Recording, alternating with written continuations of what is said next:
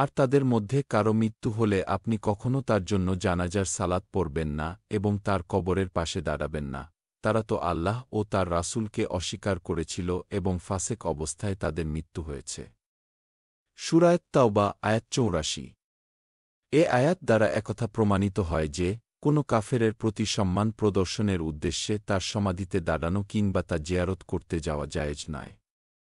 এ আয়াত নাজিল হওয়ার পরে রাসূলুল্লাহ সাল্লাল্লাহু আলাইহি ওয়াসাল্লাম আর কোনো মুনাফিকের জানাজায় হাজির হতেন না এবং তাদের কবরের পাশেও দাঁড়াতেন না।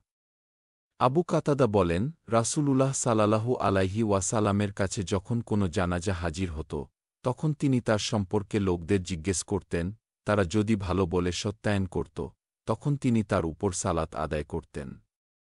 পক্ষান্তরে যদি তারা তার সম্পর্কে অন্য কিছু বলত, তখন তিনি বলতেন, তোমরা এটাকে নিয়ে কি করবে কর। তিনি নিজে সালাত আদায় করতেন না। মুসনাদে আহমদ।